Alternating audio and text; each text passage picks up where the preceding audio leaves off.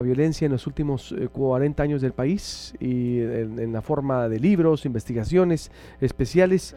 Y quién mejor él pues para que nos ayude a entender un poco, Sergio Aguayo, lo que está ocurriendo en el país, esta matanza sin precedentes y que no cesa contra el periodismo. Javier Valdés colaboraba también en Proyecto Puente, le abrimos los micrófonos aquí en Sonora desde hace 5 años y nos encontramos frente a esta ignominia sin precedentes en el país, o no sé si hay otro registro de la historia, apreciado Sergio Aguayo. Buenos días.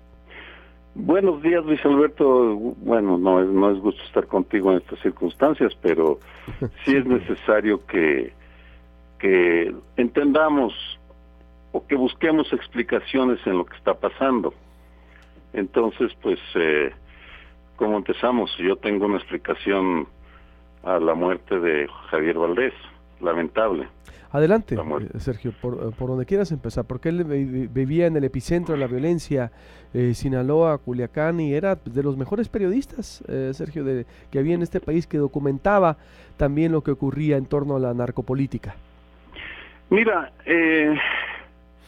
aquí hay varios factores. Me voy a centrar por ahora en el caso Sinaloa, en el cartel de Sinaloa, porque el cartel de Sinaloa se diferenciaba claramente de la manera como operaban los Zetas, para poner el contrapunto.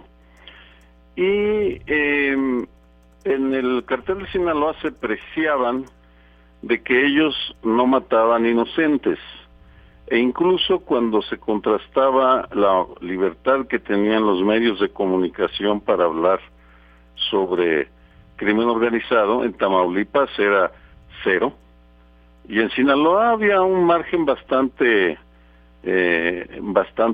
amplio. Incluso yo publico en el Noreste, por ejemplo, y me comentaban que ellos se ponían el uniforme o la camisola del periódico para cubrir hechos de sangre. Ahora, este énfasis lo explico. Salió un documental en 3 partes llamado Clandestino, que lo hizo un periodista español a las pocas semanas de que detuvieron al Chapo Guzmán en enero del 2016. Ese documental es bien importante porque muestra la voluntad. Son 3 horas y se puede acceder por internet. Son 3 horas en las cuales el cartel de Sinaloa le dio acceso a este grupo de periodistas para que vieran las diferentes facetas del negocio. En 3 ocasiones, 3 integrantes del cartel dicen más o menos lo que voy a leer. Es un parrafito. Todos están encapuchados, no se identifican, muy bien armados, pero uno de ellos dice: los códigos los dejó el Chapo Guzmán bien inculcados. Los códigos de honor, los códigos de respeto a la gente civil, los códigos de no robar, de no extorsionar, de no matar por pagar, de no secuestrar, todos esos códigos nos los enseñó ese señor, el Chapo, y aquí se van a respetar, señor, mientras tengamos vida nosotros y mientras no se acabe esto. Esta idea, estos códigos de honor, por supuesto, fueron los que les inculcó el Chapo, y mientras estuvo en libertad, al parecer fue capaz de imponerlos. La ejecución de Javier Valdés obliga a preguntarse si lo que estamos viendo en Sinaloa es el resquebrajamiento de este código de honor, en la medida en la cual el cartel de Sinaloa también se está resquebrajando. Es muy posible que así sea, y que entonces la ejecución de Javier Valdés, con todo el impacto mediático nacional e internacional que está teniendo, porque es un periodista reconocido internacionalmente, el fundador de Río 12, referente en este tema, si su ejecución no significa que el cartel de Sinaloa ya no va a respetar los códigos de honor y va a ejecutar a gente inocente. No lo sé, pero es una hipótesis a la que le he estado dando vueltas en las últimas semanas, aclaro, por varias razones, varios indicios que me llamaron la atención y que saco a colación ahora porque significa una modificación de raíz en la manera como uno de los carteles más importantes del país utiliza la violencia en contra de la población civil, de los periodistas en este caso. Esa es una vertiente, ahí la dejo como hipótesis de trabajo para, si tú lo consideras, después de que discutamos algo esta hipótesis, hablar sobre lo que pasa, por qué el Estado mexicano no es capaz de proteger adecuadamente a los periodistas y a los defensores de derechos humanos.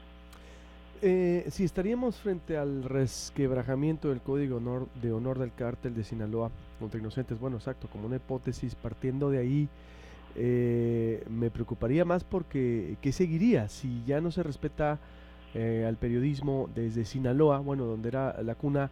No se ha respetado, yo creo, de los últimos 15 años, doctor, porque aquí también en Sonora ya contribuimos a ello. Alfredo Jiménez, a mí me tocó ser reportero con él en el Imparcial en el 2005, se desapareció, también se rebasaron los límites y a partir de ahí se vino una escalada de desapariciones de periodistas. Fue con Fox, a nosotros nos tocó exigirle a Vicente Fox, vino Calderón, no ocurrió nada, las fiscalías contra periodistas y la carabina de Ambrosio es lo mismo.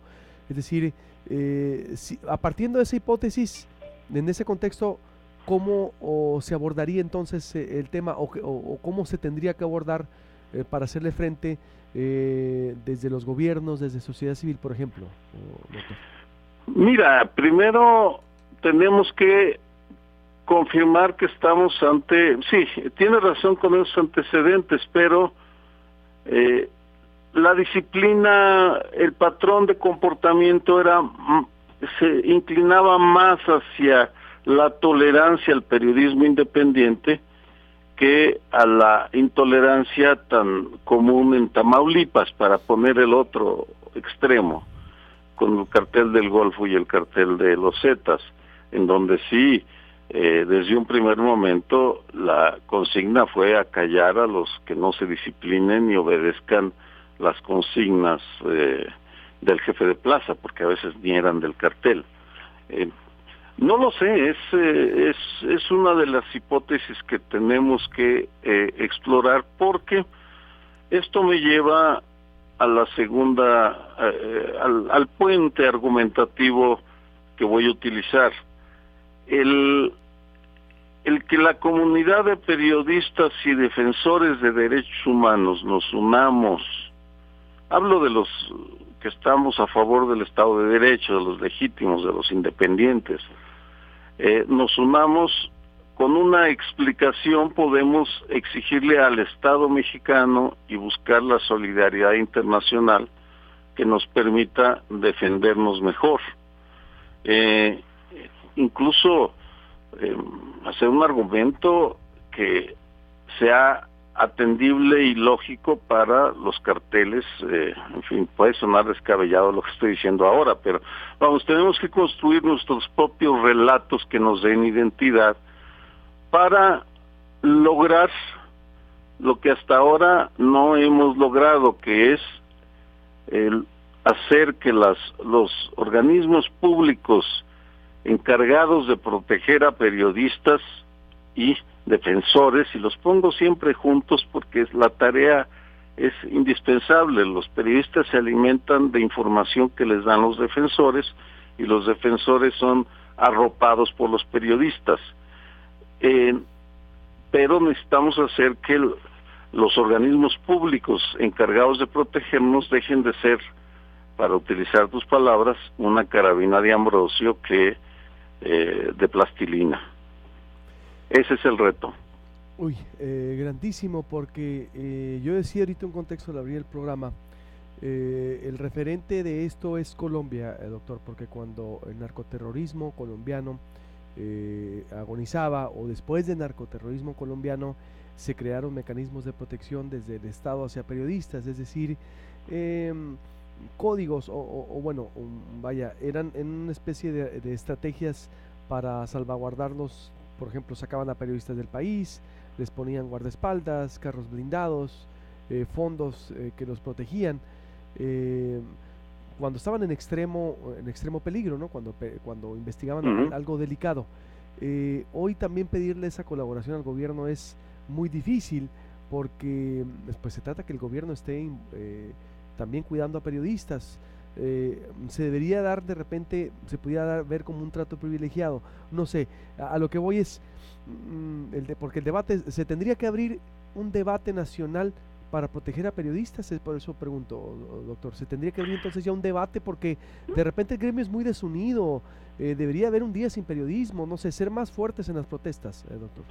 Por supuesto que citas Colombia, en Colombia a raíz del asesinato, de la ejecución de Guillermo Cano, el director del Espectador, viene una unidad del gremio periodístico que empieza a tomar decisiones conjuntas para exigirle al Estado. Y es a raíz de esta unidad que empieza el Estado colombiano a responder con mejores políticas.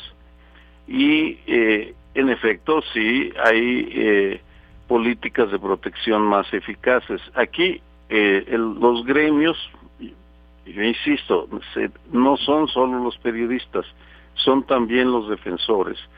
Tiene que haber esa unidad en torno a los mínimos para exigirle a las burocracias, porque es increíble la cantidad de burocracias que tienen a su cargo la protección de periodistas y defensores. Y es cuando uno se acerca a ellas, yo he estado en los sistemas de protección de la FEADLE, de la Fiscalía Especializada contra Delitos de Libertad de Expresión, la CNDH, y el mecanismo actual de gobernación, y presido un organismo civil que protege a periodistas y defensores, Propuesta Cívica, me representa Artículo 19, que es un organismo encargado de defender periodistas. Por tanto, lo menciono para ilustrar mi conocimiento sobre ese tema, y lo que debe exigírsele a los organismos públicos del Estado mexicano son varias cosas muy concretas. La primera, que se coordinen, porque no te imaginas la descoordinación que hay, incluso entre la FEADLE, el mecanismo, la CNDH, la CEAP, que hablo de instancias federales con recursos, no logran ponerse de acuerdo, en parte porque el mecanismo, que por ley es el encargado de coordinarlo, simplemente no lo hacen, lo ignoran. Porque no es prioridad. El mecanismo este año le dieron un presupuesto de 0. El gobierno federal, Hacienda, no tiene presupuesto. Está operando con los... ¿En serio? ¿La Fiscalía de PGR dice? No, el mecanismo de gobernación. El otro, o sea, bien, la de protección, el directo. El de protección de personas defensoras de derechos humanos y periodistas. Tiene 0 presupuesto. Ya vino el Comité de Protección de Periodistas, estuvo en Los Pinos y el presidente prometió que iba a haber fondos. Seguramente lo sabrá, que es un escándalo. Segundo, además de ponerse de acuerdo, mejorar sus análisis de riesgo, los que hacen para determinar en qué nivel de riesgo están los diferentes periodistas.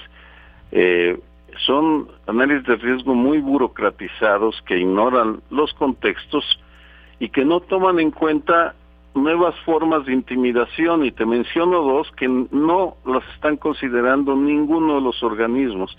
No hablo de los organismos de los estados porque desconozco. Yo vivo en la Ciudad de México, por tanto no sé lo que pasa en cada estado. Pero no consideran, por ejemplo, las demandas por daño moral que estamos padeciendo un buen número de defensores y periodistas, y lo que hacen, en mi caso Moreira, para intimidarnos, hacernos perder el tiempo, gastar dinero, etcétera. Tampoco se preocupan, se involucran en investigar los delitos digitales, o el acoso digital, porque una de las nuevas formas de intimidación son, como bien sabes, la utilización de las redes sociales. Entonces, no la incorporan. Habría un buen número de medidas que podrían tomar y que podemos exigir siempre y cuando lleguemos a un acuerdo de mínimos. ¿Y qué sería solo en el ámbito federal? Empezando por ahí, por la coordinación, doctor, me pregunto, pero tengo que hacer un corte y vuelvo con usted, ¿me permite? ¿Cómo no? Sí, estoy hablando con el escritor y especialista en temas de violencia y seguridad en el país, Sergio Aguayo, investigador del Colegio de México. Él ha documentado la violencia y la seguridad en el país desde el punto de vista de la academia y la investigación en los últimos 40 años, y lo que está diciendo es muy importante sobre el contexto de la violencia contra periodistas. Volvemos. Noticia para todos. Buick GMC Riley's arrendamiento descuentos en modelos 2017.